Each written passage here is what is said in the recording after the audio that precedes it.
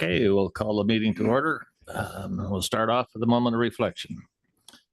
We'd like to begin by acknowledging the land on which we gather today is the land traditionally used by the Anishinaabe, Haudenosaunee, and Chinootan people. We acknowledge the enduring presence and deep traditional knowledge and philosophies of the indigenous peoples with whom we share this land today.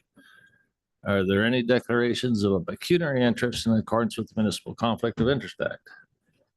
I'm seeing none. We're going to just move directly to the presentation by our Director of Corporate Services, Jeff Dick.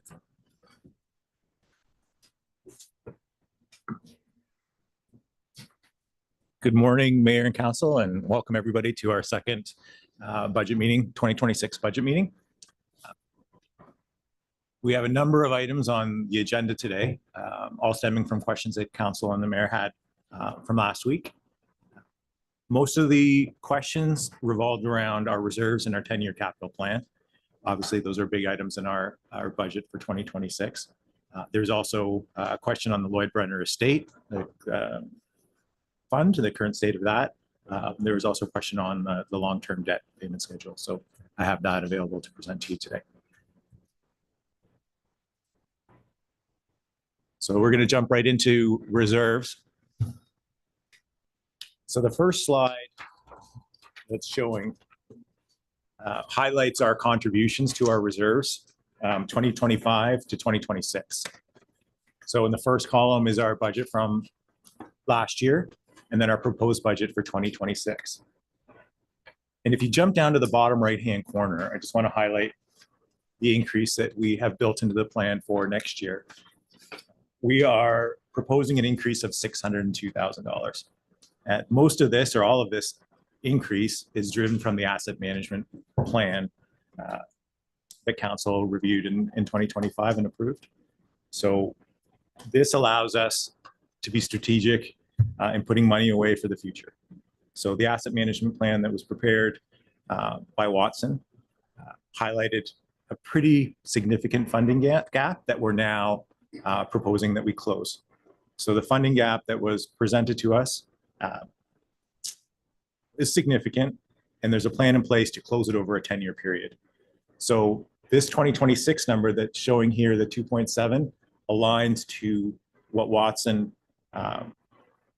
suggested to us in their analysis and in their report, that what we needed to contribute for 2026 in order to close that. But again, it increases year over year. So we have an increase in 2026, but we also have another increase in 2027 over the next 10 years to get us to a point where we're kind of in a steady state and set up for the future.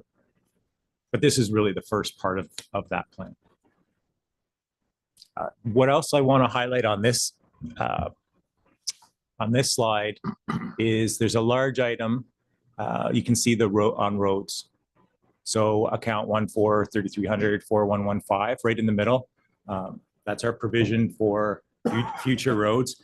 That's where we budgeted most of kind of the shortfall or the gap that we had that was highlighted by Watson.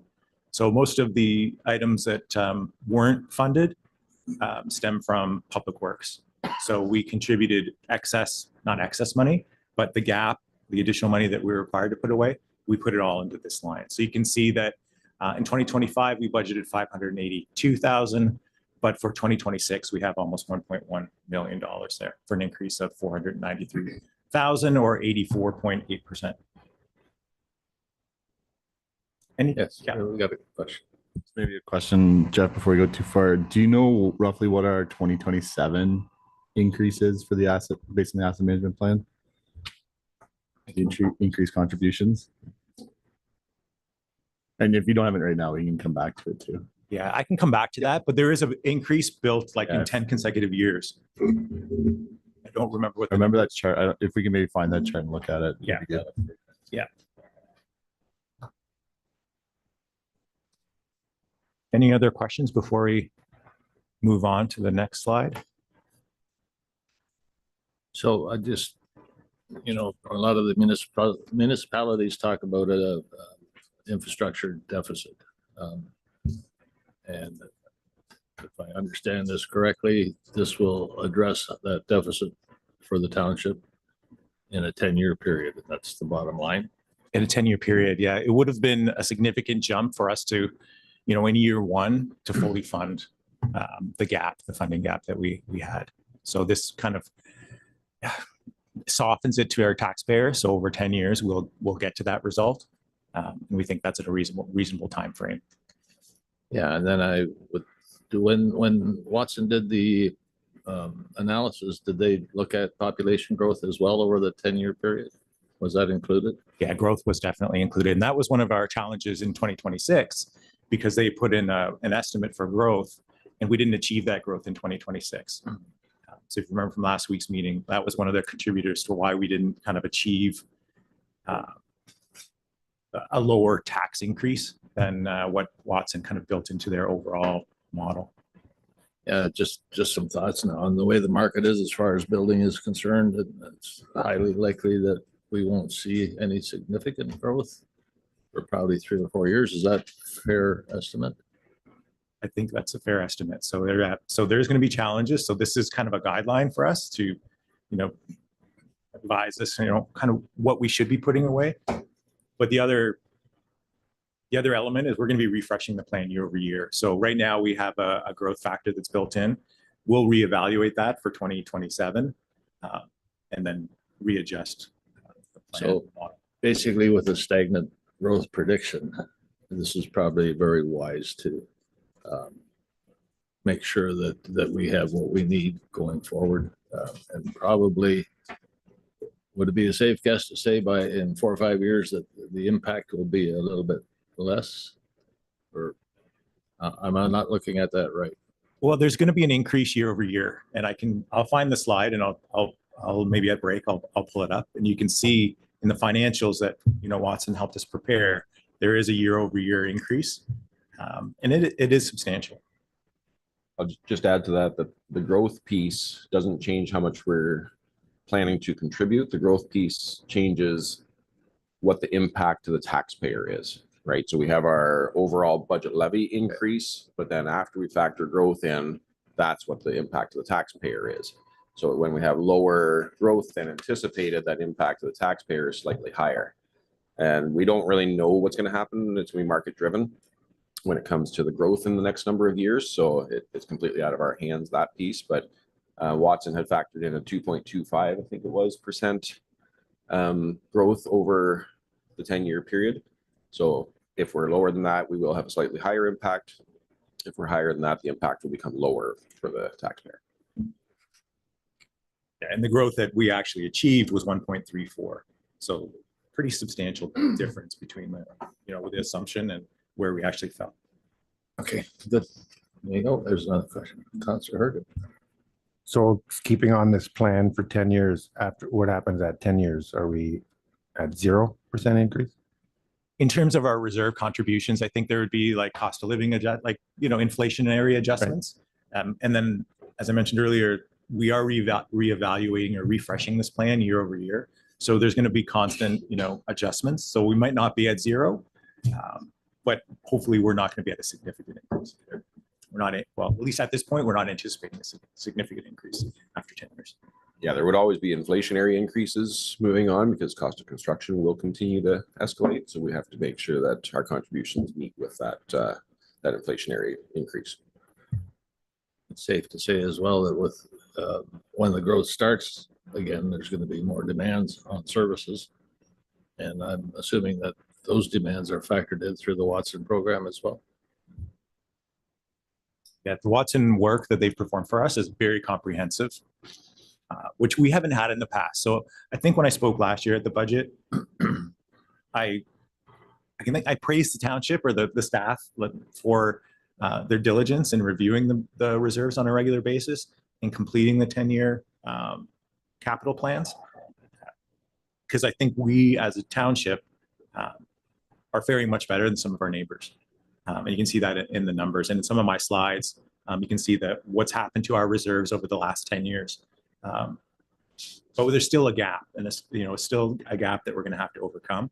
But I think in the past, the township has done a great job in terms of maintaining our contributions to our reserves and actually growing our contributions to our reserves.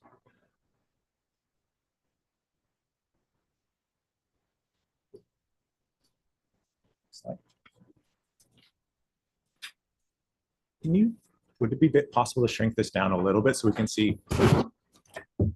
It's too small at this point. So what this table is showing us, one of the questions that came from the last meeting was, how much of our 4.99% increase is driven by the contributions to our reserves? And I think these two tables tell us that story. So the top table is our draft budget. So you'll recognize this maybe from last week's presentation. So we have the 2025 budget that's presented here. And this is a really high level kind of summary. So it takes our total operating expense and our total, revenues, and then calculates what our tax increases to the residents. So first column is 2025, second column is 2026. I hope you recognize this column. The one thing that is different in this table than what I presented last week is I haven't factored in the infrastructure levy, which we've removed. And I haven't factored in the greening levy. So I took those out just to try and simplify it a little bit. So you can see in 2026, that red circled bar on the first table, I have an increase of 6.31. That's essentially the 5.99, excluding the impact of the levies. So if we were to go back and look, the 4.99. So we are at 4.99. If I were to include pulling out the infrastructure levy and the greening levy. But what I want to highlight too in that first graph is that kind of right in the middle, it says residential taxable full. That's the overall levy that's, we proposed in 2025, that was in the 25 budget, and then what's in the 2026 budget. So we have an increase of 606,000. The next table is basically what I've tried to do here is I've pulled out the any increase related to our contributions to our reserves, just so we can see what's driving, our increase year over year. And what's interesting here is if you take out the increase in contributions to reserve, our levy is actually virtually unchanged. You can see in the middle there the taxable full amount. It increases only $3,800. So without factoring in our increased contributions to our reserves, our budget year over year is completely flat. So our levy increase is, in this scenario where we don't increase our reserves, is an increase of 0.05%. If we factor growth into that at 1.34, we're actually shrinking. So our impact to our taxpayers would be a tax reduction of 1.29%. That's assuming we didn't put money into reserves. Putting in, this assumes no change in our contribution to our reserves. So we'd still be putting away money at the same rate as last year. Oh, okay. Yes. So essentially, if we were to ignore the Watson report and all that time we spent on the asset management plan, we could come back with a zero budget. However, that's ignoring everything that we've done in the past. Yeah, correct. So without an increase in reserve contributions, the total levy is virtually unchanged. And excluding growth, the tax impact to residents would be -1. We could come in negative essentially if we factored out our increase in reserves. So I think it's good to note there that staff have been diligent in their budgets and maintaining that close to zero. However, above and beyond that is our long-term planning, so that if in the past, if we were to take a 0% now, which could have happened, it just pushes the problem down the road. So that Watson plan that we as council approved and went forward with, if we were to abandon that, would get us 0%. However, it's just pushing the problem further. So it does. And in the past, I'm going to say the township managed their reserves really tightly, but it was all, I don't want to say it wasn't managed as how Watson has done it. So Watson has done a complete inventory of our assets. They factored in our timelines and the lifespan of our assets, and done a complete comprehensive analysis and review. That includes roads, vehicles, buildings, facilities. In the past, the leadership team here would do that review, but not to the extent that Watson has brought. So they've highlighted to us where we thought we were putting away enough money. And you can see that we have increased our contributions, the Watson work shows that we still have a gap that exists. So just want to highlight that. Like, I think we did a great job in the past, but this really still highlights that there's still work to be done, and there's still money that we need to put away to ensure kind of that long-term strategic vision, where we can replace assets when we need to. We can fix roads. We can, do everything that is going to be required when either assets fail or require refresh, or a facility needs to be rebuilt, etc. And just one more question on the asset management plan. That's a requirement of the provincial government, I understand, for us to complete that, correct? It is, yeah, it's a requirement. And there's also going to be future requirements. So in July of 2026, we'll be back in front of council with a report on how we're doing relative to the asset management plan that was published. And then we'll also be presenting at the same time a revised or a refresh version of the asset management plan. So every year we're going to do a refresh, and every year we're going to report back to council as to how we're doing. And that's always going to be in advance of the following budget discussions. Yeah, it's always going to be middle of the summer, and we'll be in front of council again.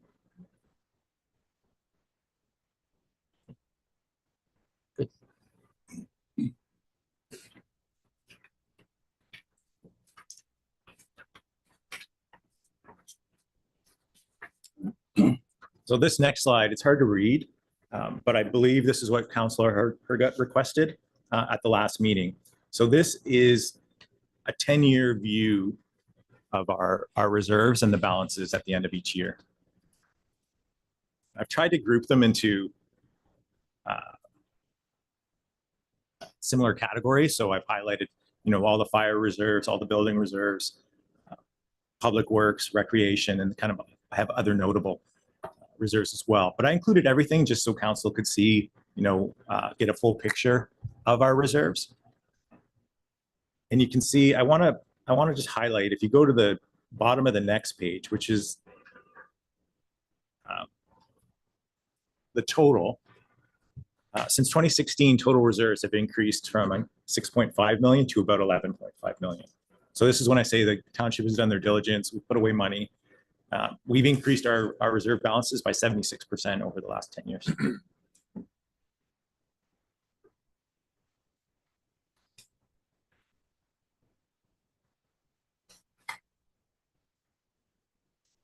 And I know this is a little bit hard to digest, but I've tried to, in the next slide, I don't know if we're ready to go to the next slide. I don't want to go too quickly. If you have any questions, be happy to take them. But the next slide is a kind of a graphical representation where you can see the total growth. And then I've grouped some of the reserves, so you can see where the growth is coming from.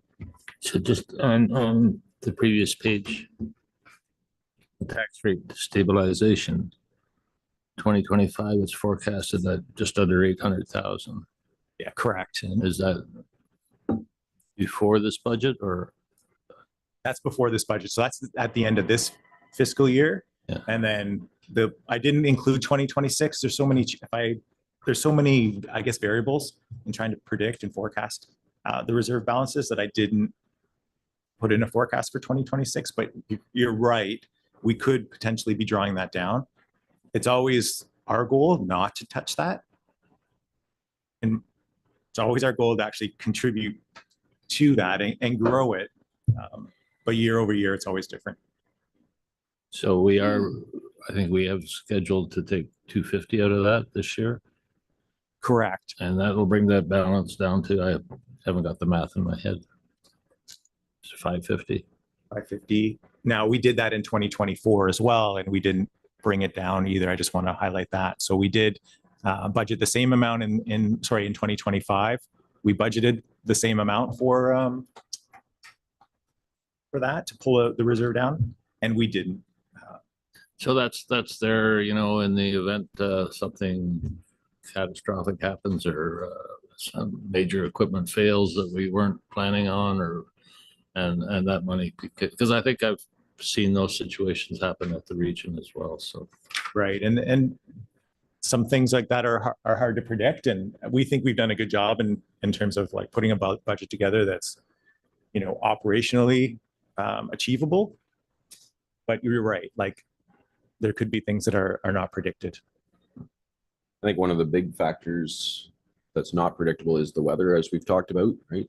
Last winter, we know we had a very, very hard winter. So that tax rate stabilization account, if we do have to exceed our budgeted expenses based on those types of events, then we have that as a buffer. And then when we have additional incomes in a year through supplemental taxes, or we are under on our expenses because, for example, we have a very soft winter and don't have to spend that money, that's when more money gets put into there, which can be used to offset tax increases in the future.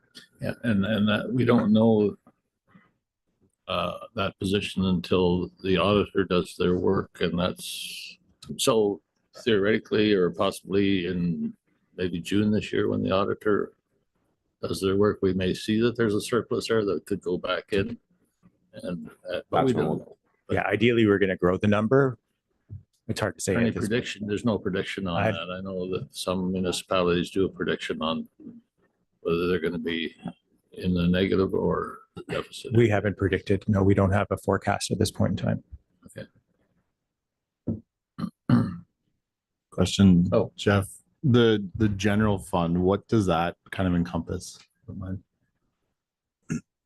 Yeah, sure. Thanks, Rick. So the general fund actually lives up to its name. It's one of those, it's a pot of money that we maintain for the things that we know are going to come up, but aren't a regular occurrence. So we don't keep a separate reserve for them. So things like strategic planning, if there's market salary surveys, when we do those, that kind of stuff that we know is coming up, but we don't know when it is. And it's not a big enough expense item to have its own reserve. Those things come from that general fund.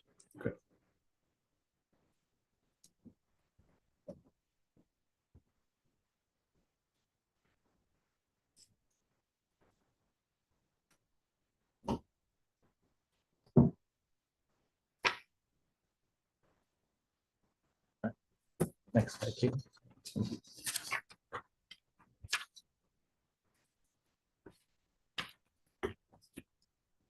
So this is the graphical representation of the information I just shared in the chart. And the top line really represents that increase that I highlighted, which is our increase from 6.5 million in reserves to 11.5 million currently. So the increase of 76% over about 10 years. The increase in reserves demonstrates staff's commitment to long-term capital planning.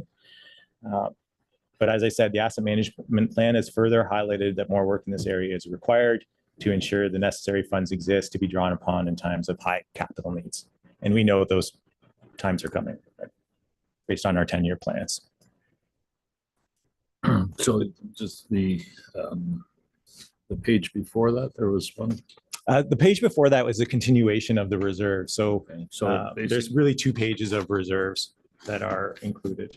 And it's broken down into different, I'm going to call them different types of reserves. The last 2 kind of sections, or the last one in particular, is really our trust funds and cemeteries and fundraising accounts. So we have money put aside that is set aside for a specific purpose. When I talk about reserves, I include everything here. They're not as substantial as the other reserves. So the increase in our reserves, most of it is coming from our, call it our capital reserves. So it says total reserves have increased from 6.5 to 11.5.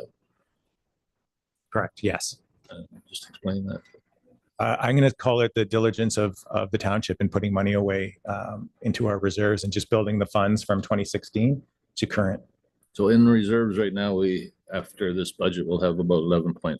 Is that my understanding? That? Again, this is as of 2025, so the end of 2025.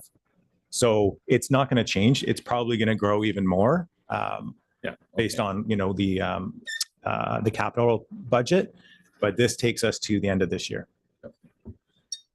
Okay, I think it's important to know about those reserves. I mean, you look around some of the other municipalities and how they're struggling without the reserves, and the impact that that's having on some of the residents in those municipalities. So, yeah, I mean, the alternative is to fund your capital purchases as as they come up. So when you have like an immediate need is to fund it in that tax year, which then you result in your taxes are up and down and up and down.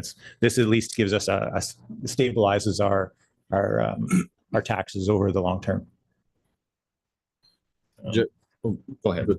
Jeff, do you know what we pulled from our reserves in 2025 at all as a comparison? So we put 11 in to what we drew from. So that's our complete balance. Oh, that's our balance. That's our Okay. balance. Yeah. I think it's important to note too, with the balance of these reserve funds, you see it is increasing, but reserve funds will go up and then they'll drop drastically in a year where we have a large expenditure, right? So for example, when we do the bridge up on Broadway Street, that's gonna be a big expense. So that's gonna draw that down. When we have to do work to the St. Clements Arena, that's gonna be a big expense. That's gonna draw that down drastically. So the numbers might look like they're really big, but we're preparing for those big expenditures that are coming up.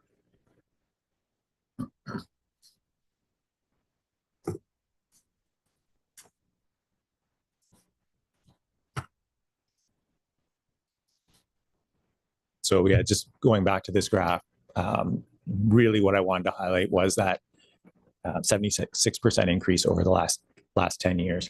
And the bottom gets a little bit, I'm going to say noisy, but I tried to group some of our reserves into kind of similar baskets. So you can see what our total recreation reserves are versus fire versus public works. And I've also kind of highlighted the tax rate stabilization because I know that's a hot topic for the mayor and council. And then I've also included our DCs and our CCBF, which is money that we get on an annual basis and we put away for the future. So it's safe to say too that it eliminates, by doing it this way, it eliminates the possibility of having to take on more debt at some point in time.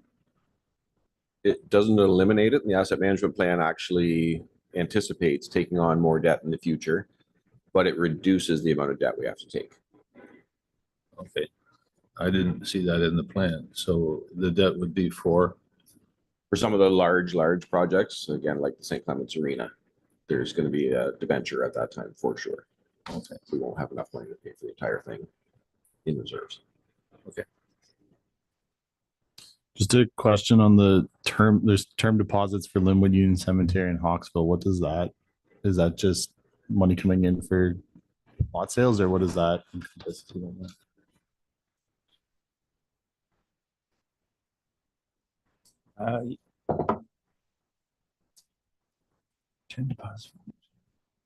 That's money that was set aside for the maintenance of the Linwood Cemetery, but we haven't touched it at this point in time.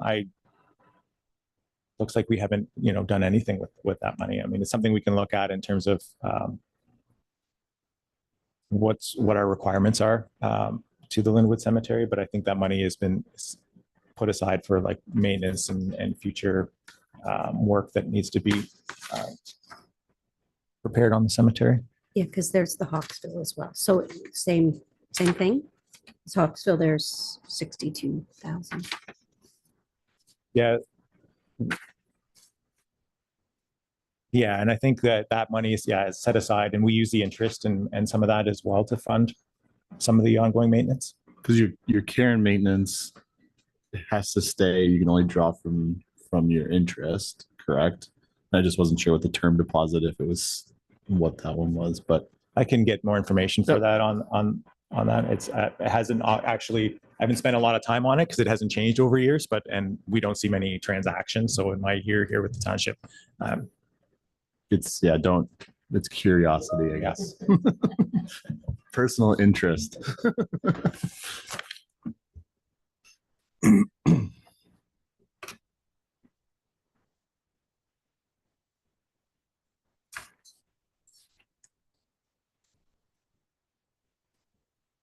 At the bottom section of that graph too, because of the chart itself, or the graph is a little bit noisy. I put the numbers in there too, so council can see, the change by, each of our major departments. So you can see that public works over the 10 years has increased 53%. Fires increased 71%, Recs increased 72%. So there's been diligence in those, I call them the capital intensive departments that we have at the township.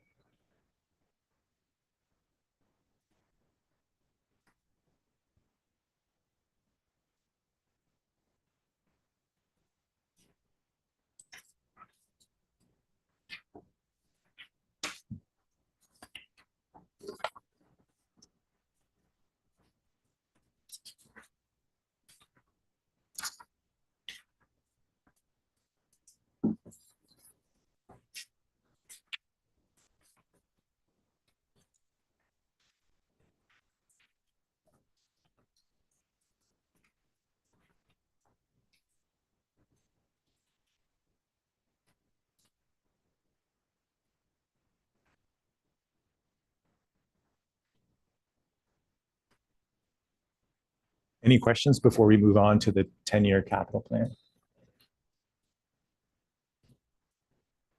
The 10-year capital plan and our contributions to reserves, they kind of go hand in hand. Contributions to reserves essentially are funding the long-term plans that our leadership team here at the township has prepared. So what this demonstrates is from 2026 to 2035, on average, we're spending, I'm going to say roughly $4 million on an average year in terms of on assets. There's a couple of outliers where, we're less than that $4 million. In particular, I want to call out year 2035. So this is a St. Clements Rec complex work that's going to be done, projected to be done in 2035. It may happen sooner, it may happen later, but at this point in time, it's forecasted to happen in 2035. So you can see a large increase in that year, which I've had circled in green there. The other thing that I want to highlight is the first column is our 2026 budget, and that ties back to the budget that was presented last week. And then the data from 2026 to 2035, this is coming from Watson in their work that they did with our township staff, their 10-year plans. And I just want to call out there is some differences between what we're asking for in terms of a budget for this year and what was built into the plan. And most of those differences they're subtle differences, and most of them are based on timing. So one item that I have circled there is fleet and equipment for public works. So in our budget this year, we have 76,000. In the asset management plan, if you were to look at that, you're going to see a number of, $500,000. So the difference there is related to the roll-off truck that was included in the 2025 budget, but it won't be received into 2026. So there's a lot of differences, and it's not, perfect science. So you're going to see a difference between, every year over year, there's going to be differences, and differences are going to be driven by, timing of when we purchase things, also going to be driven by changes in price that maybe, we thought we were going to pay, X dollars for a roll-off truck, but maybe it's going to cost $75,000 more or $75,000 less. But there's going to be subtle differences year over year. So I just wanted to call out those differences from our 10-year plan to what we were asking for in our capital budget. So council was aware that we are aware of those differences.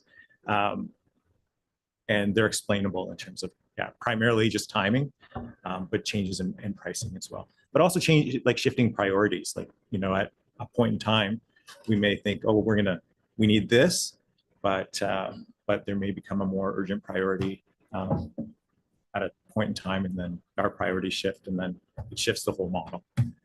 One of the things that's going to keep us honest is that every year we're going to do a refresh of the asset management plan. So you shouldn't see significant changes from, you might see significant changes if we lock down the asset management plan today and we look at an asset management plan 5 years from now, but year over year, our asset management plan should only see minor changes. If I may, does Watson still, are they still a part of the conversation? Like, do they help us when we do the review? And yeah, absolutely. Every single year they're going to be involved, at least now in the preliminary stages. They're going to help us prepare the asset management plan. Okay. And they're going to help us with our annual reporting to council as well.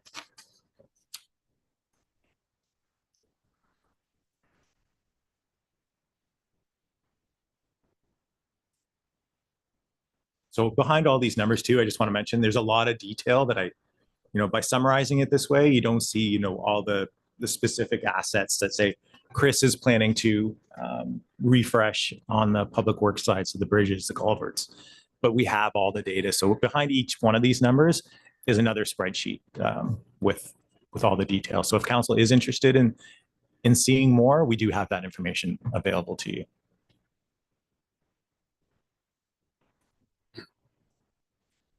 There's a lot of information been thrown at you in short order here. Do you want to maybe take a 15-minute break so that council can look over those numbers, and then you may have some more questions when we come back? Good idea. Come back at 10 o'clock? Yep. Okay, let's do that.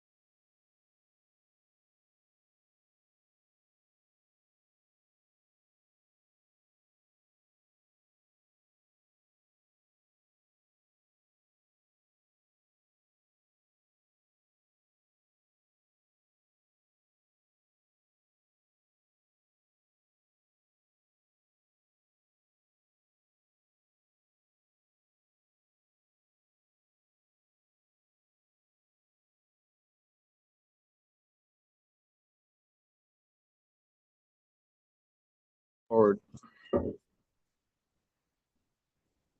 Welcome back, everybody. Caitlin, can you share one presentation? I want to start there. I'm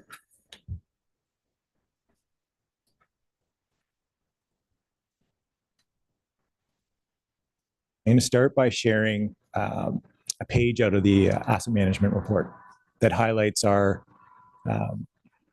contributions to our reserves and what that looks like in the future.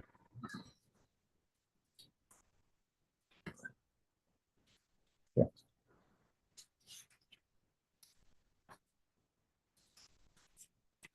that's not in this package. It's not, no. Okay. But it's actually in the last package if you still have that handy. Yeah.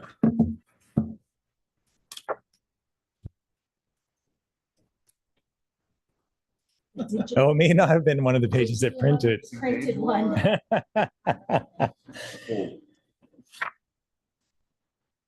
It was supposed to have been included. I don't know if it actually was on an odd page or an even page.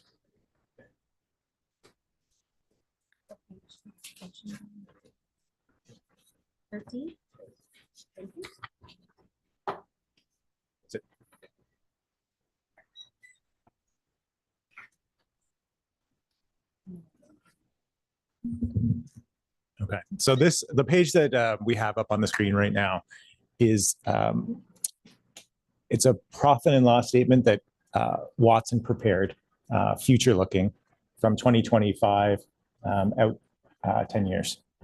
And what I want to highlight is kind of right in the middle where there's a section labeled capital related expenditures. And the first item in that section is contributions to capital reserves. So in 2026, you can see that number is 2.4 million. But in 2027, it increases to almost 2.9 million, and then to 3.3, 3.7. And we're adding, I'm going to say roughly, it's not consistent, but roughly, 15% or 400,000 or 500,000 every single year after 2026. So, Councillor Rick, to answer your question, yeah, that's the increase that's built into this in the outer years.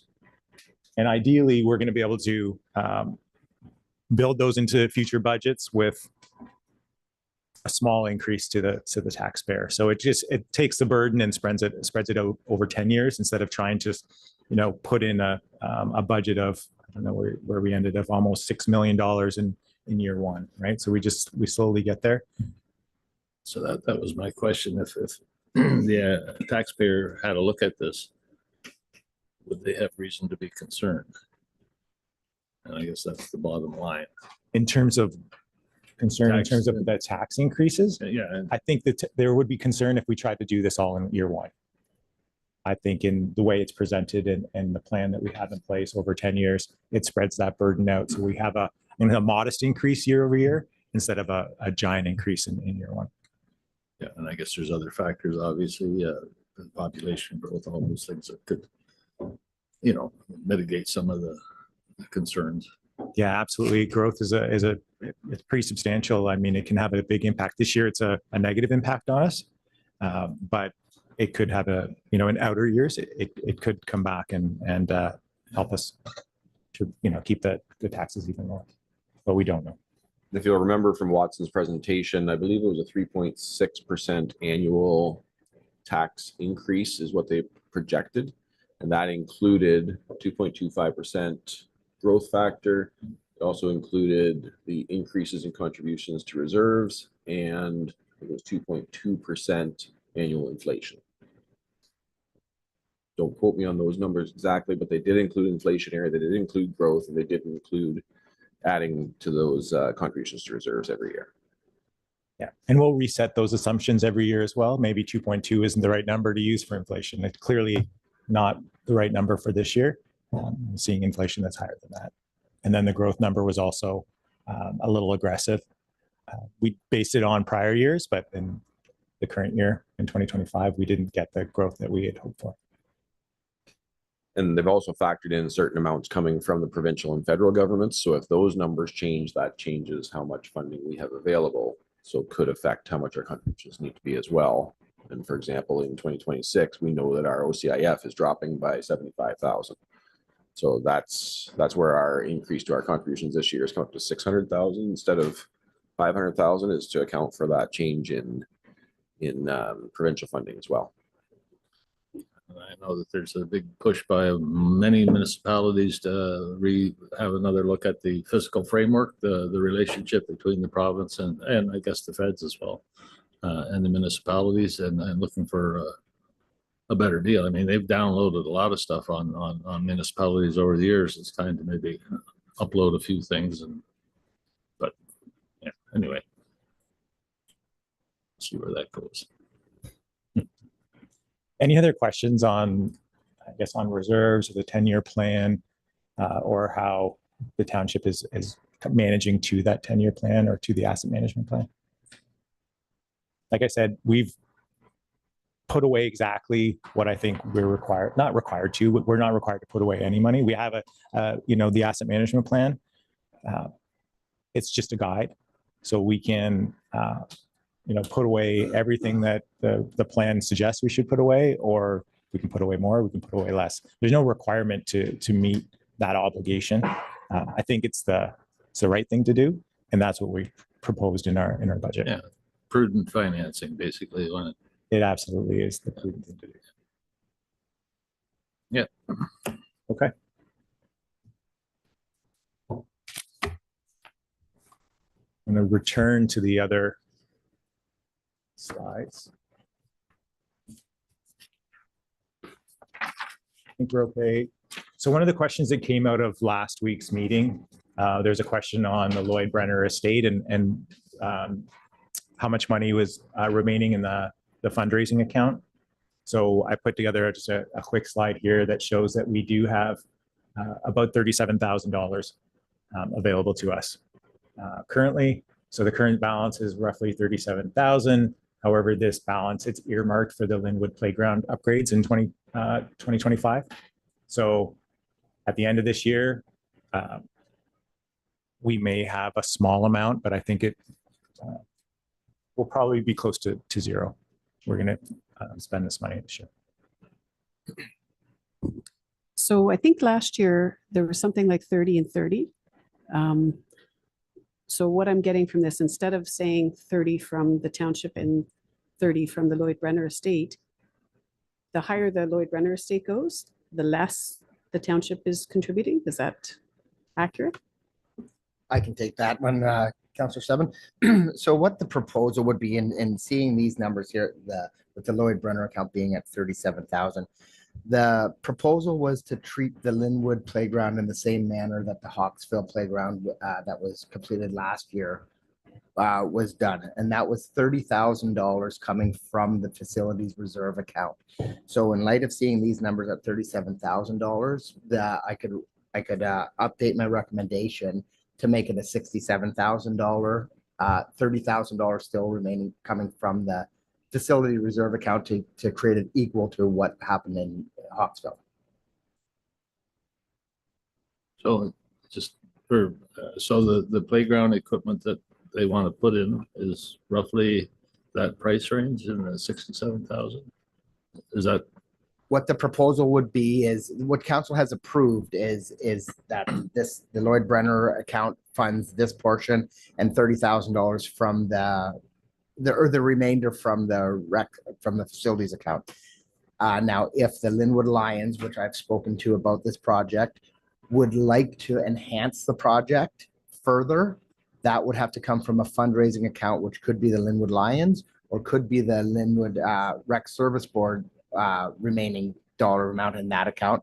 That would all have to be council approved to expend to increase the value. But this would be the amount that the township would be putting towards the project at this point. how far along are we? Just remind me. We've got pricing on it on two concepts right now. The intent is to get the purchase order issued in 2025 yet. So the funding would be earmarked. There could be, because where we're at in the year and what's happening outside right now, the project won't happen this year. There could be a request to roll the funds over to 2026 with a spring of 2026 installation date. Spring of 2026. Yeah.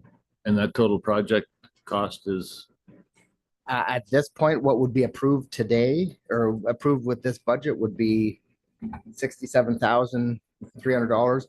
If there's any improvements that the locals the local community would like to see, that would have to come from other fundraising accounts that council would have to approve. is there any opportunity for government funding on any of this? Like, are there any applications put in? There's no applications put in for this. No, the next application period for Trillium for projects such as this opens up on February the 5th. So we would have to apply for something between February 5th and March 5th, and we wouldn't find out on that funding until about June. So that would delay.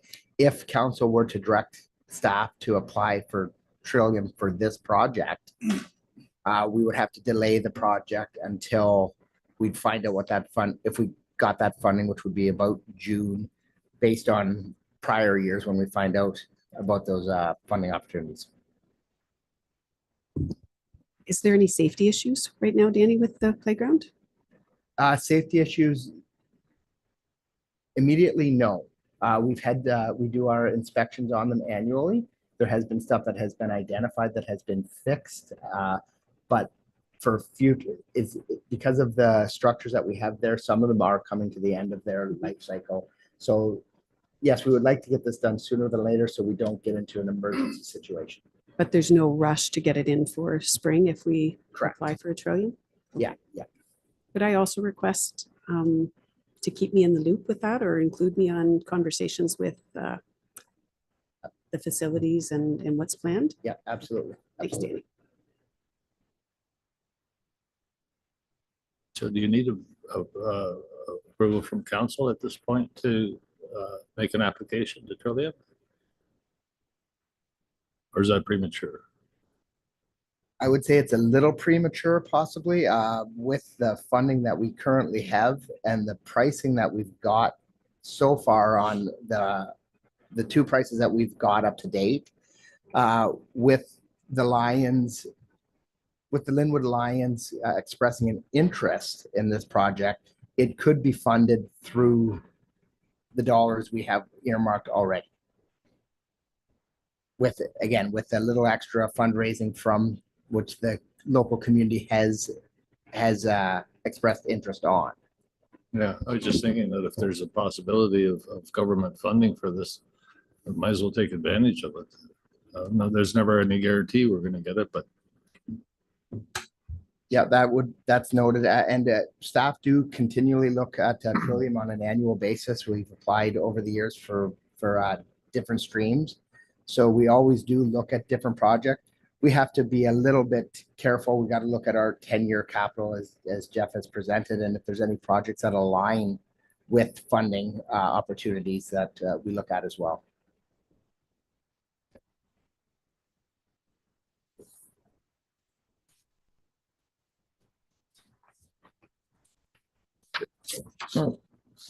Danny, can you go ahead in the spring? If you went ahead in the spring with the project, could you still apply for the Trillium and get some of the money back?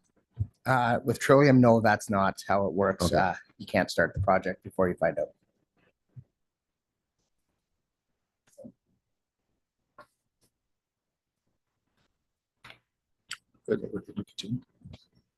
All right. So the next slide is in response to a question from Councillor Hergott.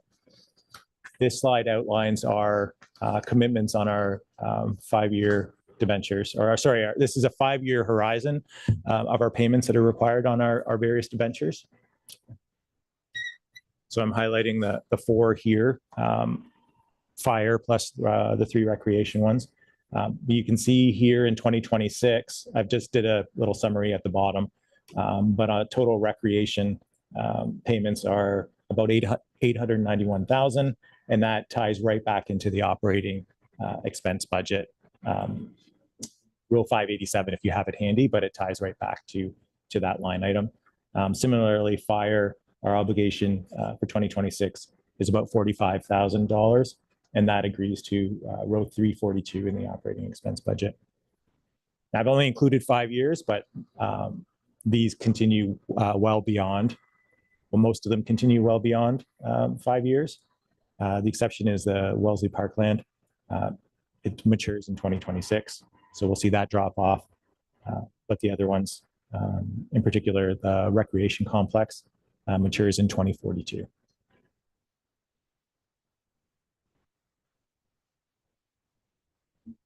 The Wellesley Parkland, was that the land, like the herb bush and that? Yeah, it's the land where the rec complex sits today. So the last payment on that is in 2026. And then the St. Clements Fire Station, the last payment will be in 2029. So I'm just. Joe, no? Go ahead. No. I mean, I was just curious about what our debt ceiling is. What's our capacity for debt? I mean, we're talking in 2035, a major intake or of capital for the St. Clements. Where are we at as far as our ceiling? Yeah, I don't have that number exact. We do have significant borrowing capacity left available. But I don't know what that number is. We could find that for you, but at this point, there is no concern about our borrowing capacity. Yeah, it seems to me it's in the $20 million range somewhere. I believe you're correct. And I think that's based on population or? I don't know. There's a number of factors that come in there, and I don't even want to Yeah. go into those right now without having it in front of me. So there's other potential areas for borrowing as well. I mean, there was the complex at the head office there. Yep. Is that included in here? I didn't. So it's not in the debenture payment schedule right now because we're not paying on that. No, but it is in the capital plan, and there was plans to borrow for that as well. There likely is, yes. And what year would that be? We're hoping to start in 2027 and finish in 2027. 2028. So that will add to our. Yeah, we'd have the one payment drop off for the Wellesley Parkland, but then we'd have to add another payment for the public works upgrades. Just trying to remember where I was going with this. So 2035, when we're looking at another major chunk of money, remind me what the length of our debt is for the Bilgies facility? It's 20 year. 20 year. Yep. So it'll be halfway through. So that has to be looked at carefully, I would think. And there is debt for the health center as well. There is, But and that that's- one's fully covered by the lease payments By the lease payment. for the health center. So But that's it's not still, being funded by the taxpayer. it's still part of our debt ceiling. Yes. Yep. It affects our debt capacity, but it does not affect our operating budgets. And that one matures in 2033. 2030? 2033 Okay, before. would be before, right? And then when that matures, then we bring in capital from that facility. Correct. Which then will go towards replacement of capital components of those facilities as well. Maintain those facilities. Yeah, I just looking ahead. So we do too. Yes. Oh, sorry. Councilor Sutton? The 5 million for the St. Clements upgrades, would that be like a top amount? Is there basically where I'm going with this is there any plans to do fundraising for that? Like in addition to that 5 million, will it bring the 5 million down or will it increase on top? Yeah, good question. Those plans are not in place at this time. I would anticipate that, yes, there will be fundraising that goes along with that. 5 million that's in that 2035 line would not be for a full replacement of the arena. That wouldn't even come close to covering it. And maybe Danny knows more about this part, but there may be more factored into 2036 for the remainder of that because there's a bunch of upfront costs and then carry on with construction and it adds on. But absolutely, we'd be looking at all funding avenues at the time. And council will have to make some decisions in the next couple of years as to what the long-term plan is. And sorry, I just want to point out, so I strategically or unstrategically, that green circle around that, I'm going to call it 5 million, is actually 15 million. So yeah, it's not 5. We've built in a lot more. I was wondering where the 5 came from. Yeah. Yeah. So sorry about my apologies. So yeah, when I circled that, it's actually 15 million.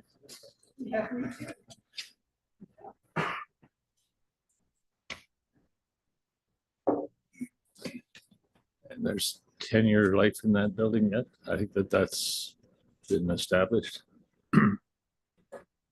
I would, in the overall building, the building envelope, the roof was done in 2022, I believe.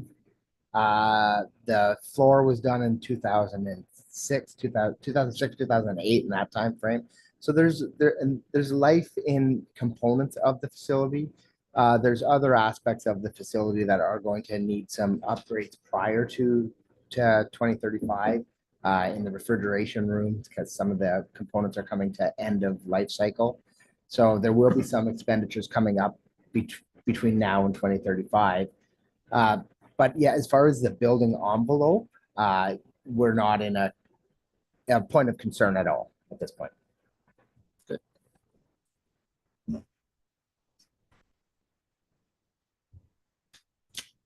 Okay. So that concludes the bulk of what I wanted to present to council today. There are a couple of other outstandings, one being funding donations for 2026. And I think Amy has an update on the request from the Waterloo Region Immigration Partnership. Thanks, Jeff. So I have heard back from all area municipalities that the partnership has requested funding from. For the majority, they've been referred to budget. And at this time, there's been no amendments to any budget proposals to support the request. And the only one that's a little bit different is Wilmot has requested that the partnership apply for the township's community grant program. So at this time, there's been no support. So there's been no uptake from any of the municipalities at this point. No. So that's Upper Renwick here, I guess, or like the cities as well. Yes. Yeah, that's I all. know like Cambridge has finished their budget, so obviously they're not contributing. Is that fair? Yeah, that's exactly right. So they've referred it to budget with no amendments recommended by council. I'm not sure who else. Nobody else has finished their budget yet, I don't believe. Okay.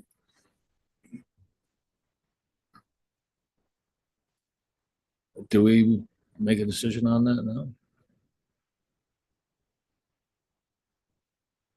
And if so, by motion or? You don't have to make a decision right now. You certainly can have the discussion. I would recommend you, if you're going to discuss that one, discuss the one from the Fair Board as well. Their request was undefined amount. They would take whatever council is comfortable providing for funding for the fair. So I'd suggest you discuss both of them at the same time. And whether you want to make a decision on them today or you want to hold that decision until the December 16th meeting, that's up to council. Council's direction on that? Now? Okay, how about now? Oh, we can have the discussion and then we'd finalize it. Yeah, that's, yeah. Okay, let's start with the immigration partnership. Any thoughts? No thoughts? Yes, go ahead. Question for Jeff, is there a budget line currently with donations in it or? Yeah, we do have a small budget line that's sufficient to cover off some of the donations we've made in the past to the various parades, and probably enough to fund money if council directed us towards the fair. I believe there's 3,000 in that budget line. In 2025, we have handed out 2,100 of that. 1,500 to the fair, 300 to each of the two parades. Yes. Maybe start a different, Okay, maybe start a different direction, but I would make a motion that we provide funding to the fair. So my motion would be that we reinstate the $1,500 funding to the fair board for the next 5 years. And my belief on that is like the fair board established the land and like in Wellesley, where the current arena, the old arena is, and that has been a working partner in transitioning to the new. And I think they're going through lots of changes, and we know the fair is different, but I think it's still an important part of our community, and a $1,500 contribution is a good working relationship, and a 5-year commitment shows them that. So that would be my motion. get a seconder for that motion. Councillor Seven, discussion on that motion? Councillor Ribbit. Is there any opportunity for in-kind donations for the fair or not? Yes, they would definitely take in-kind donations as well, which we already do give a fair bit of in-kind through free rentals and assistance with setup and tear down for the fair. Danny, is there anything else that we provide in-kind currently? It's just, you're correct on that. And then they fall within the affiliation policy for anything outside of what Rick just explained. So they get their so many meetings a year for free. And Okay, thank you. Any other? Yes. Just looking for clarification on the motion. Is this an annual support moving forward? And would it be in addition to the donation line that we previously spoke about? So it would be annual support for 5 years, and coming from the donation line, if we've got budget there, I would say that it would come from the donation line at this time, unless you guys have something different. I think we have sufficient a budget that exists, so we wouldn't have to add anything at this time to the budget. Yes, Councillor. If we are just providing them with the 1,500, like in the past, why would we not just have them come back each year and request it rather than commit to a 5-year plan on it? My thought is if you're operating something like that to every year be constantly coming back, it's challenging. So at least the 5 years to me says, hey, we're committed at this amount. They know, like, they still have funding shortfalls, so they're going to have to seek that funding elsewhere, and they know what it looks like for the 5 years, as opposed to they come and ask us this year, we say yes, next year it comes back and we say no. Now they've got to solicit that $1,500 somewhere else. So I just stability to the group, and I thought 5 years is a fair term for a working volunteer group, is my thought. Questions? I certainly can, I can support this. I think it was interesting when they made the presentation, how they addressed each one of the counselors and sort of, brought out how the fair has contributed to each of our municipalities. And then so how they sort of bring, it's their way of bringing down some of the silos that I think that have existed in the past. So I think it's a great community event. And, this was their first year that they were at the new complex, second year. So they're still growing, and there were some issues that they had to manage. They didn't go with the carousels and all that sort of thing. And I think there was some pushback on that, but so they're learning, and I'm sure they're going to be coming up with some new initiatives as well. So I think all the support that we can give them is very worthwhile for the community as a whole, not just for the village. So any other? Yes, May I read the recommendation before we take a vote? you may. That the Council of the Township of Wellesley approve an annual donation to the Wellesley Northeast Hope Fair Board in the amount of $1,500 for a term of 5 years, 2026 to 2030, in support of the Wellesley Township Fall Fair, to be funded from the donation budget line. Just have one correction on that. It'd be the Wellesley Northeast Hope Ag Society. All right. Thank you.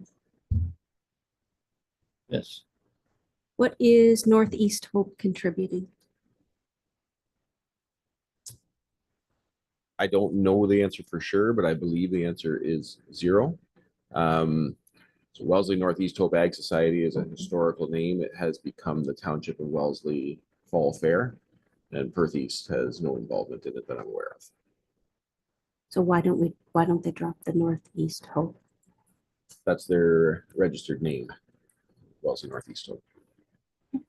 Northeast Hope does send a representative at the fair at the opening to say a few words usually.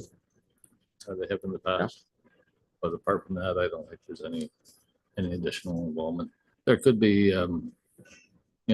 people that compete for some of the baked goods and those things, but other than that, And technically, there is no Northeast Hope anymore.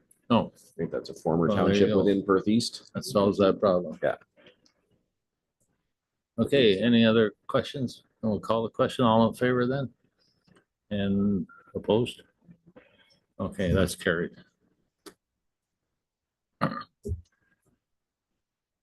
And then we'll look to the immigration partnership.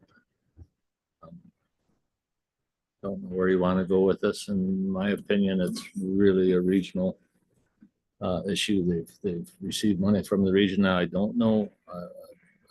I could check with the region to see where they're at this year, whether they are funding them. It has been cut back. I just don't know how severe. And I think they were, I'm going by memory, because they did make a presentation. Did they not receive federal money as well? Or do we recall? I don't recall.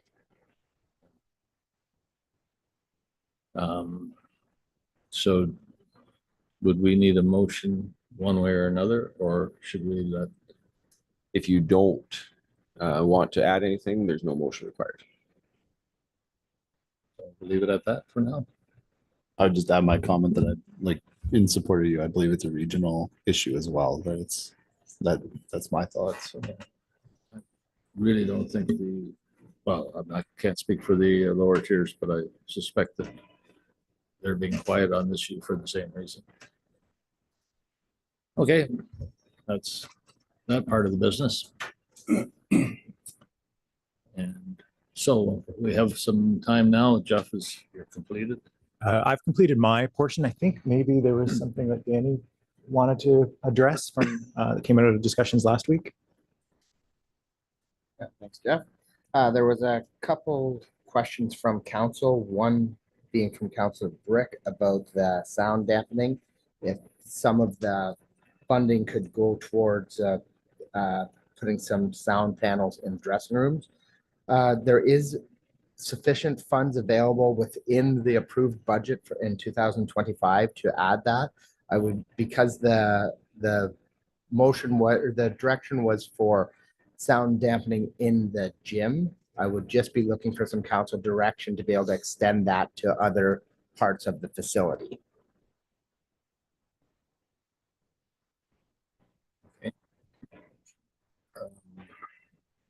Yeah, if council's okay with the notion of using funds from that approved expenditure within that budget amount towards the dressing rooms as well as the gymnasium, then just a council direction is all we're looking for. So what do you, it didn't sink in. It'd be for sound dampening, so sound panels in the dressing rooms, Okay. similar to what we've added to the gymnasium. Okay. Along that line, just to help with the acoustics in those dressing rooms, because the reports are that they're very loud inside those rooms, a lot of echo and reverberation. Oh, so the inhabitants are very loud in the room? Yes, correct. Okay, so it's not noise coming from outside into the room, it's No, it's the going when in the other the direction. So I'm when the players are in the dressing rooms. okay, I'm clear now. So you need direction, council, on that. Roy, did I see your hand up? I was just going to ask if there was complaints or where that's coming from. So, Yeah, there have been a few complaints, and Councilor Brick did mention it last week at the meeting that he's heard complaints about it as well. Okay, so let's look for a motion. Did you have one prepared? I don't, but as Rick said, if it's within the budgeted amount to install in the change rooms, then there would be no motion required. No motion required, just Just direction. direction. We're okay. Direction approved. Okay, and then there was one other question from Councillor Hergut about the painting in the St. Clements Community Center. That was funded from the Facilities Reserve account. The cost of that project was approximately $11,500. Council had approved, I believe it was $15,000 in through a council motion. It was not in the capital budget in 2024, but the $15,000 approval, there'd be a $3,500 left over that would have stayed in the account. Thanks, Danny. And that's from the Rec Service Board account? That's from no, not from the Rec Service Board account, from the Facilities Reserve account. So it's not from the fundraising dollars. So is there still money in the St. Clements Rec Service Board account? There is still money in that account. Just give us a second and we can find that. Okay, I thought the painting was coming out of that account. Okay, It's like about 18,000 based on the reserve balances that Jeff had presented. okay, thank you.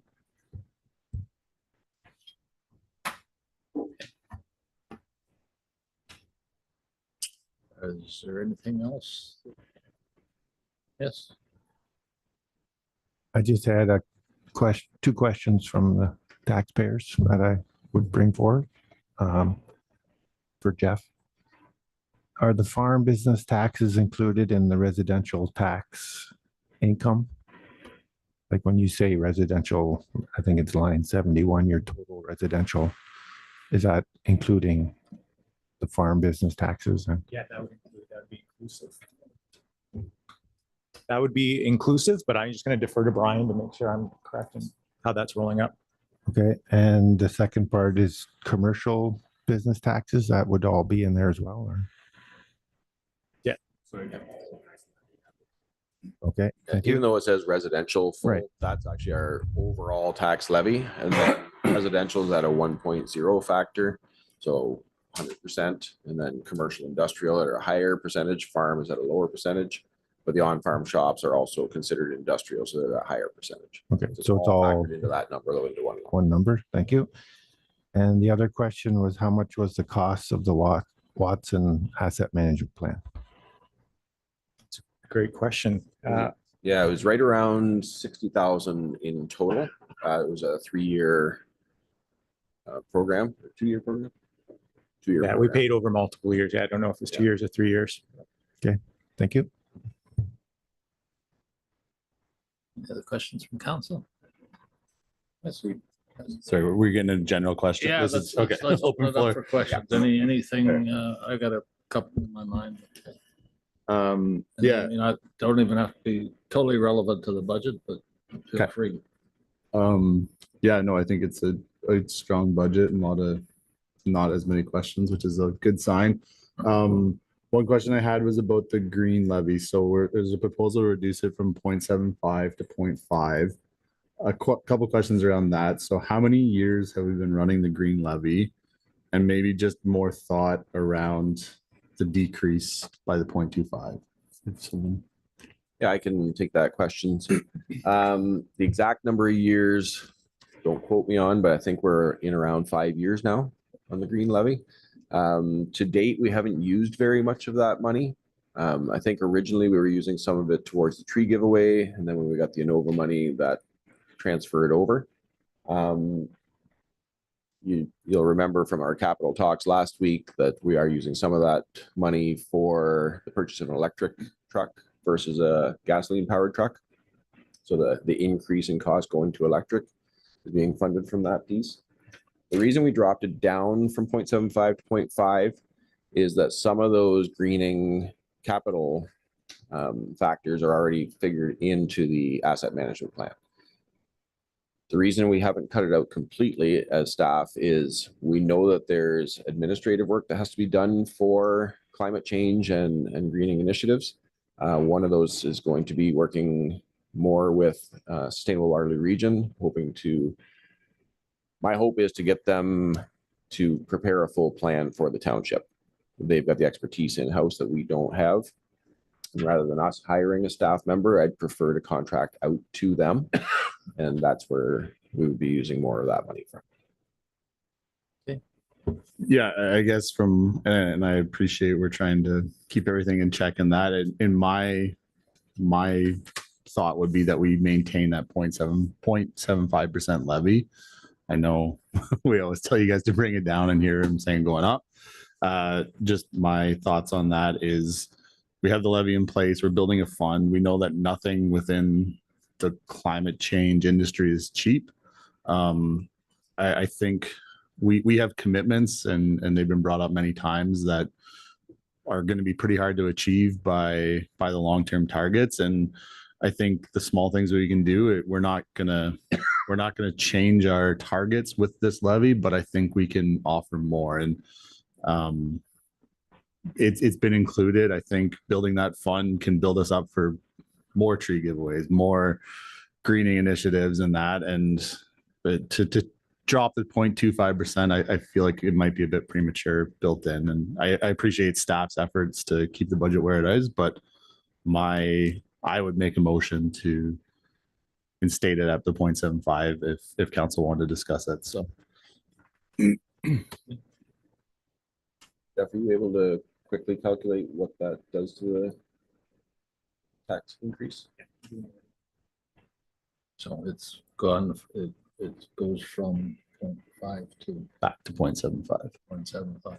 So the impact would be a tax increase of 5.25% from 4.99%.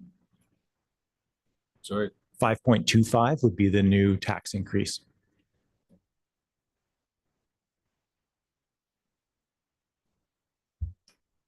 So I guess I'll make a motion to get it on the floor and it can go from there. Amy, does that make sense? Okay, so I would make a motion that the green levy return to a 0.75% levy from the 0.5 currently proposed. have a seconder for the motion.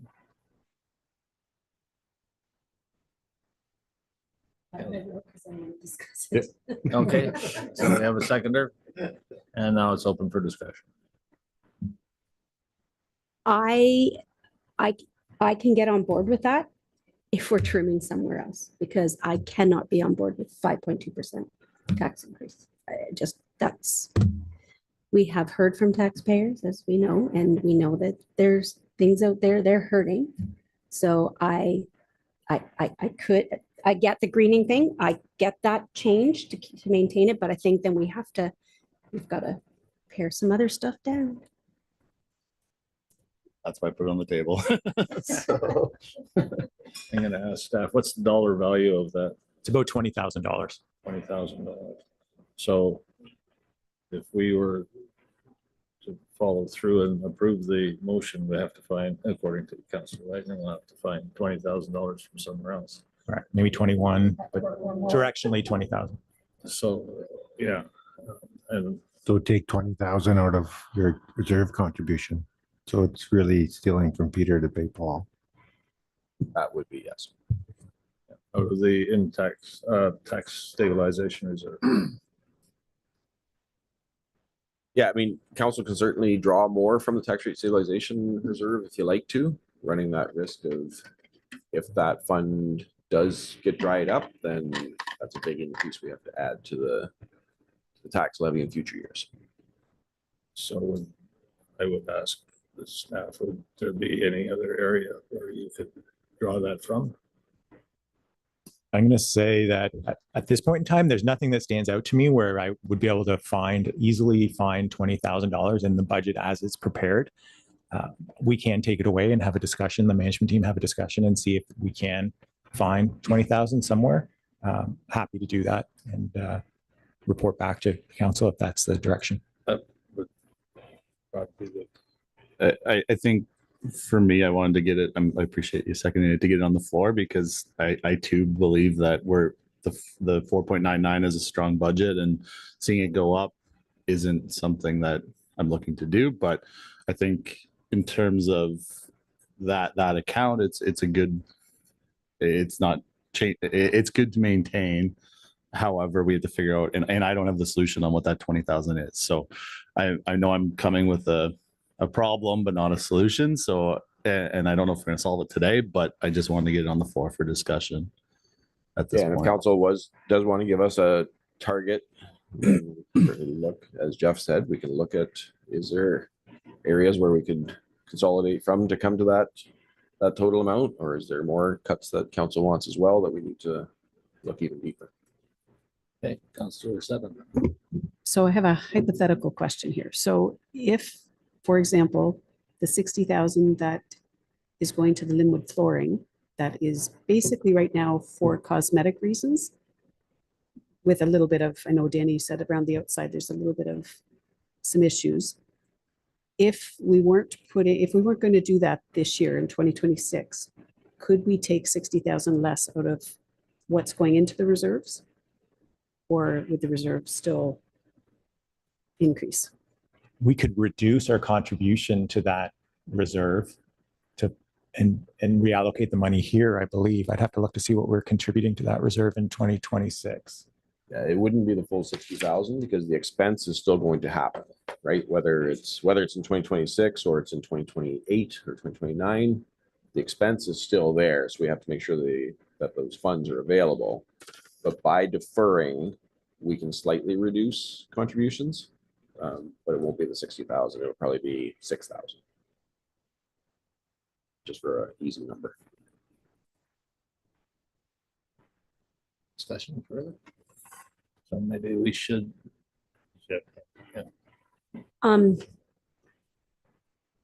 So, I mean, I think maybe we should defer it till we are able to discuss more today about that. But one of my questions would be in regards to the admin and public works buildings.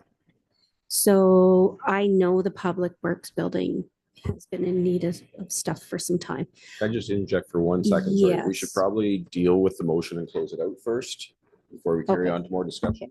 Yeah. And we can come right back to yours. Okay, so I'm getting the sense that deferral would be, do you need a motion for deferral now that one's been moved and seconded? Right, or do you want to change the recommendation that included in the motion, in the original motion as an amendment, that staff come back with a report on how this can be accomplished? Something along that Or line. can Councillor Brick withdraw the motion Yeah, and so just have it as a discussion item then for I could withdraw the motion for now possible? and Yes, that continue is with our possible. discussions. Yeah.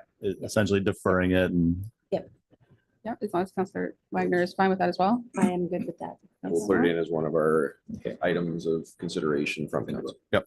I'm good with that. Sorry, Councillor Wagner. No problem. Okay, so if we did not do the admin building, but we did the public works building, how would that change the overall increase? Because you've set aside, you've put money for that, correct? Yeah, so it's in our 10-year plan to do. We'd have to look at how that impacts our contributions to our reserve, specifically isolate, the contribution in 2026 that is dedicated to those projects. And I'm going to say the model is very complex. We need some time to kind of go back and figure out, because we have general reserves, the reserve funds, like the public works reserves fund multiple projects. So we'd have to look at the timing.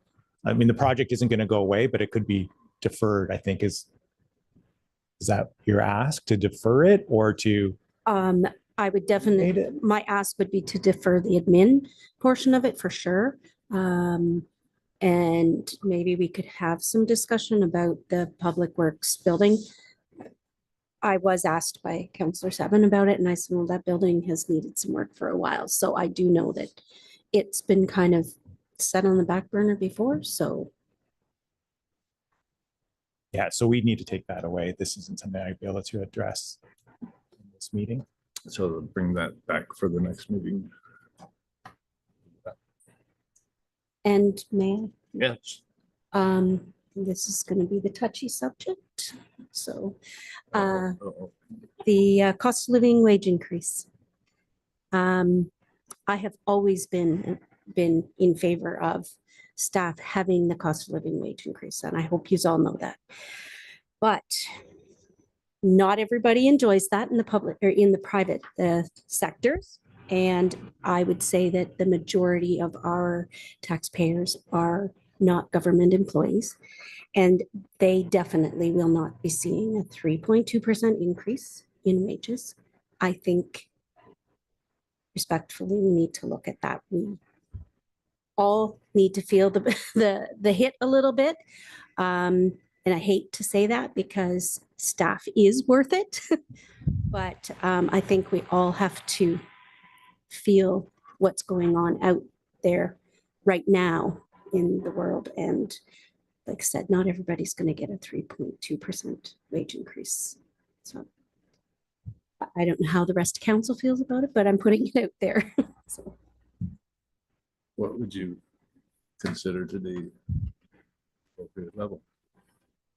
I would be looking more into the 2%. Pretty substantial. So maybe that's a takeaway as well, and something that We can absolutely take it away, and I can factor that into that's an easy fix for me in the budget in terms of calculating what that increase is, or what that decrease would do to our tax increase. But I would like to appeal to council, since I haven't been at the township for very long, but my experience has been that we haven't, as of late, as much as you support giving a cost of living increase, we haven't actually received an increase that met the cost of living threshold. So last year there was a decrease as well. So I just want to highlight that, the township employees haven't received an increase that is kind of in line with inflation in the years in the recent years, I'm going to say. Yeah, and I would add to that, it's 100% council's prerogative what you want to do for a pay increase. Excuse me. But township staff obviously feel the same pressures as other staff do, or other employees in the private sector and public sector. So, cost of groceries going up, cost of anything going up, certainly township staff feel that as well. And I know council's aware and cognizant of that. Private sector increases, that's the one that's always a problematic piece, because you're probably not wrong, Councillor Wagner, that some of the private sector will not see a 3.2, but there will be parts of the private sector that will see significantly more as well. So it's a really hard one to compare apples to apples, and it's a tough factor to bring in. But it is council's prerogative how you want to proceed. Councillor Brick. Can we confirm what the QP increase was this year? Is it 3%? As agreed? QP is 2.5 plus any of the other benefits that are increased in the collective agreement. Yeah. That's the hard part with comparing the union workers to the non-union, is the union increases are not necessarily only a wage component. There's other things that factor in as well. Can you, any other questions? Can you explain how a decrease in the amount would affect comparables, like the other community? Like you have you know what I'm trying to get at? Yeah. So, all of our comparators, we check on about a 5-year cycle. That's when we do the market salary surveys to see where we compare so that we can retain and attract employees. Most municipalities are staying in and around the cost of living increase of CPI. If we drop on that, then there's potentially a bigger catch-up factor that has to happen when we do that market salary survey. We don't know at this point what that is. On the flip side of that, if our increases annually are higher than our comparators, when we do that market salary survey, that is reflected and does not factor into an increase at that point. So there's been a lot of discussion, I guess, from the provincial government on mandating back to work and different things like that. And we know that wages are one component and work-life balance. And I think the township does a great job of putting together a package. Can you just speak to what the township's plans are on maintaining our 4-day work week and work from home policies, and just maybe bring that? Yep, absolutely. So the township actually mandated back to work way back in, I think it was 2021 already. That's when we also brought on the 4-day work week on a permanent basis. Now, not all staff members are able to or want to take that advantage of a 4-day work week because it doesn't work in with their personal schedules, right? For example, employees that have young children typically can't work the longer day because they have to be home for the kids to get on or off the bus, things like that. So while the 4-day work week is a good benefit to some of the staff members, it doesn't help others. Our flexible work schedule is probably the biggest advantage that we have for employees, in that we do allow them to move their schedules forward, backwards, whatever it takes for them to meet their personal obligations while still not impacting the township operation. Right. So the township operation is the first factor that comes in. And then if it's able to shift their schedules around, work from home the odd day, if that works better for that schedule as well, it's, to make sure that there's more hours available in a day to work rather than spending more time driving because you have an appointment, they have that flexibility. But we are largely 100% back in office and have been since about 2021. Questions? So, Councillor Wagner, if you want to make a motion to that effect, you could do that. If it's seconded, we can discuss it further. That's up to you. It's your call at this point. I mean, I'd maybe ask that we don't do motions at this point, but if you want to give direction for staff to bring back what the impacts of that are, I think that would be better. And we'll compile a full list of those things that we've been directed to look at. yeah, I guess because it would have been deferred anyway to get that information. So you want to just leave it at that for now, and then we'll see what the impact. So if it goes down from 3.2 to 2.5 and then maybe to 2, and Do a bit of a I can bit give of a that scale number. on that. I can give you the number right now if you're interested, or I can take it away. what's that? If we've got the numbers available, it's probably a good thing to bring forward right now. Okay. Okay, so a 3.2, as we know, currently lines up with a 4.99% increase. And if you wanted to see a 2% increase, that lines up with a 4.54% increase, which is roughly an increase on the average taxpayer of $7. So it takes our the impact to the taxpayer from $59 to $66. And I can model out other changes if you want. A 2.5% increase would be about a 4.73% increase in taxes.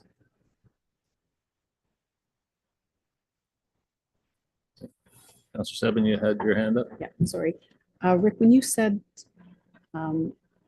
that employees' benefit would be the flexibility, does that include the outside employees? Like, do they have that flexibility that office staff does? Yes, we absolutely offer them. Like, we have an employee that needs to do something. They can't work from home, obviously. So that part is not available. But if they want to start earlier in a day and leave earlier in a day to accommodate an appointment or something like that, we would certainly allow that if they choose that. Thank you. Yes. If I may, Jeff, when you bring back, I mean, I think the numbers, but when you bring back, maybe I wonder if you provide like a previous 5 years of what COLA was and what you guys got as increases, just to help show the full story there. The previous 5 years? Yeah, unless someone wants to go back further, but I think that's important to show what COLA was and where we brought you in at. Yeah, absolutely. I can prepare that.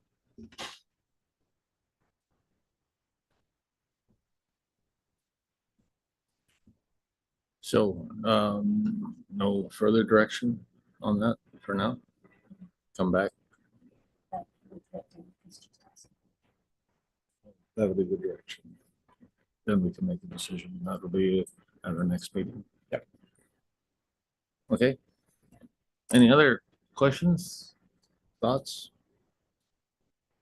Are there budget lines you'd like us to look at?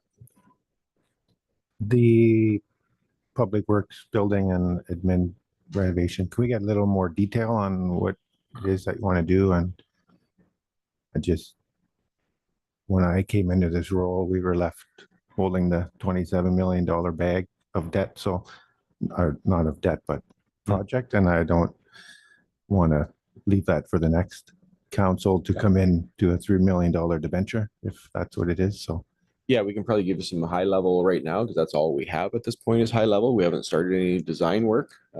Chris has been the one working on this most. Chris, do you want to talk about that one? Thanks, Councilor Herget. Yes, certainly. What I envisioned for the project would be moving the public works staff to the back of the property where, if you're familiar with it, there's the warm side and the cold side of the back shed. Keeping the warm side, putting a change room facilities and a couple of small offices in there and a lunchroom so that staff were able to move to the back and be more independent, and then add another twin the warm side on the as well. So you'd essentially have 8 bays out back, eliminate the front public works shop altogether, hoping for a wash bay up at the front there, and then expanding the office space, which could include council chambers moving there as well, into that front building. So we have 5 bays at the front building right now. We would shrink that down to 1 or 2 bays. I'd like to see the small non-public works equipment have a small parking garage so they could park indoors. So bylaw building several of these other one-off vehicles, they could park up in the front there. And then, just renovating the admin building to facilitate council chambers moving down there, and some expanded washroom space and updated lunchroom and things like that. There was talk, again, this is very high level, nothing set in stone by any means. There was talk of having a separate entrance for people coming in to see the building department potentially.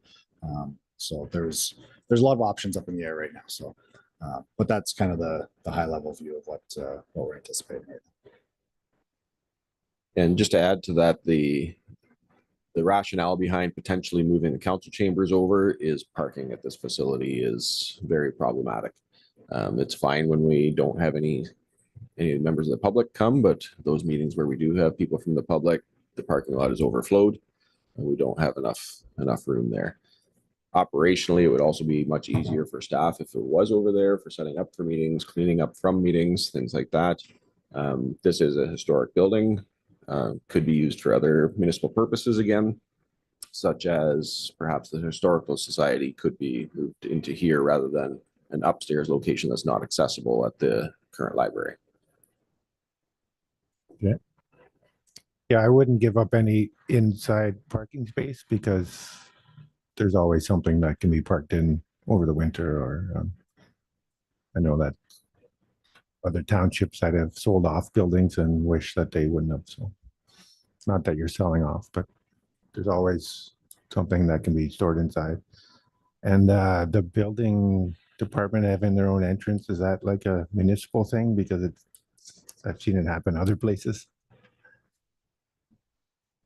Sorry, I'll continue to speak to that one. I don't even know if Daryl was aware of that. It was just kind of off the cuff conversations with options that, like you said, happen at other municipal buildings. A lot of people that come through the front door are there to see the building department.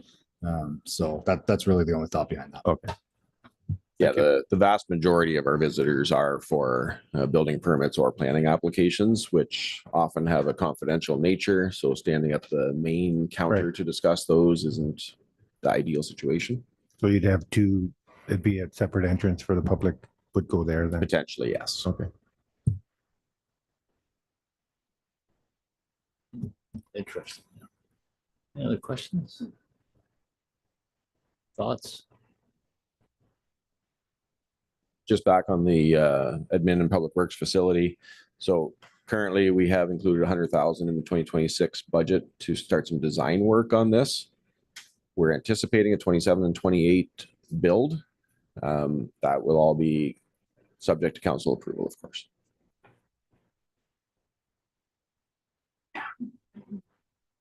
Anything else? Yes. Just maybe ask the question on the table here. So I think we're talking about staff bringing back some different numbers, but as council, are we comfortable? Are we comfortable with that where we're at now, or is there pressure to get lower? Like I think we've talked about it, but no one said like we want to be 4% or we want to be 3%. So I'm just trying to maybe put that up for discussion between us. If there's anyone that feels strongly. Okay, let's see what we have to say. Why don't we check with each one of us for a comment? The comments I've heard are all get lower. 5% is too high. So I don't know how we're going to do it, but I think that's what we have to strive for. Well, as you all know, I actually had a ratepayer that wants us to do 0%. And I was honest and said I couldn't get on board with that, it wasn't, I felt it wasn't responsible. So yes, I would like to see it lower than the 4.99. I agree with Councillor Sub, and I'm not sure how we're going to do it. I think we have a lot of smart people in the room, though, that we need to put our heads together and figure it out. Ideally, I was thinking 3%, but I don't know how we're going to get there without compromising reserves and other things that are very, very important. So, but we are a group of smart people. I think we can figure something out. Birgit, what's your thoughts? From the public, they would obviously like it lower. A few of the comments where we paid Watson's for their plan, and it was at 3.52, I believe. So their question is, why are we not? If we paid for that, why we're not following it? And you've obviously explained why. There's a different reasons. The big thing seems to be the reserve contributions. Not sure how to get around that, but it's good to have that money when needed. The tax stabilization reserve. Just thinking out loud, if worst case scenario that you would need that money for some major project that happens unexpectedly, is there the option to debenture at that time if it would need it, or? The quick answer is yes, that option is there. And I guess it would depend on how urgent the emergency is, whether we need to do something that day or if we can wait long enough to secure the funds through a debenture. The debentures only happen twice a year. So there's a bit of forward planning has to happen with debenturing. Right. Okay. I hate to see a pile of debt with a whole pile of savings, and I understand why it's that way, but the debenture can't be paid off, obviously. It's set for 20 years or 18 years, I guess we probably have that. Yeah, I think there are some early payment options, but for the most part it is locked in. Okay. And one question for Jeff. What is the total contribution to reserves this year? Let me check. It was in the presentation today. Yes. The increase was 605, I believe, but 7. At 2.7 million. and what is the total capital expenses this year? Roughly $4 million. I think we're at 3.8. Okay. So 2.7 and 3.8. So there's $1 million coming out of reserves. Is that? Well, all the capital items will be funded through reserves, existing reserves. So you'd be drawing $1 million out of reserves? Does that make sense? Or We'd be drawing the full amount out of reserves. Right. So the full value. sorry, the difference. Yes. The difference, yeah, there is a difference. I mean, we have existing balances Right. in there, and the reserve balances are there for the future, right? So we're constantly, it's not a year for year. Right. It's, we're looking at, 10 years, 15 years, 20 years down the road, what we're going to need to, replace our infrastructure, repair our infrastructure. So it's hard to say like in one given year to compare what we're drawing from the reserves to what we're putting in the reserves. Okay, that's it. You started this. Yeah, I started this, so I guess I gotta make a comment. No, I appreciate, I think everyone's comments, and there's always opportunity to go lower, and we've heard that in the community. I support the budget at 5% as it is now. I'm not looking to staff to bring it lower. And I think the reasoning in my mind is the strength of that Watson, our asset management plan. And I think we're telling a better story than we ever have. And this is our fourth budget now. The more we learn and see, and I think going into whatever the next term of council looks like, that asset management plan is going to help tell the story and that. And I think we can push for lower, but we feel that from before what we did. So I'm comfortable with where it's at now. And I mean, always looking for improvements, but just given the asset management plan, I think staff have done a good job, and it's a number, but I believe that the value that we're getting for that 5% and whatever the household value is going to benefit us for the people that live here in 20 years. So. And I'm much along the same line. I was okay with the 4.9 or 5, whatever it is. I think, it's a future. You're looking to the future with this, which is critically important. I think once again, I refer to other municipalities who have struggled, with their numbers this year, and they've struggled in a large part because they didn't follow a plan similar to this. And if we don't do this 5 years from now, or whoever the next council will be, could be in trouble. So I wouldn't want to wish that on anybody. It's not a huge increase on a monthly basis. What was it, $6 or $5 or something like that? It's a couple of coffees at Starbucks, basically. It's roughly $5 or $6. Yeah. Oh, one coffee at Starbucks. I haven't been to Starbucks. I don't go to Starbucks. Timmy's too. So, it's I understand that there's individuals, that it could be a bit of an issue for them, but at the same time, we have to keep looking at the big picture and the future. So I'm very pleased, and I'm pleased with the work that Watson has done. I'm pleased with the work that our staff have done on this. I don't think anybody is sort of overpricing items for any reason whatsoever. So I think it's prudent, and when the time comes, and I guess we won't make that decision today, but we will at the next meeting. And when we get some of this other information, I would be comfortable with where we're at right now. So I'll leave it at that, and then we'll get the discussion next time around. Any other comments? Okay, so maybe we can,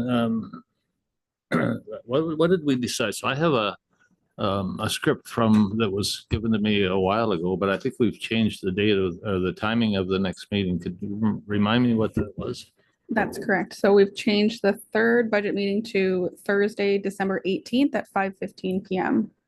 December 18th, 5 p.m. 5:15 p.m. 5:15 p.m. Okay, so, and that'll be sent out on the social media, I'm sure. So next meeting, December 18th at 5:15, and that'll be a wrap at that meeting, hopefully. Now I need a motion to adjourn. Councillor Whiteman. Seconded by Councillor Erget. All in favor? And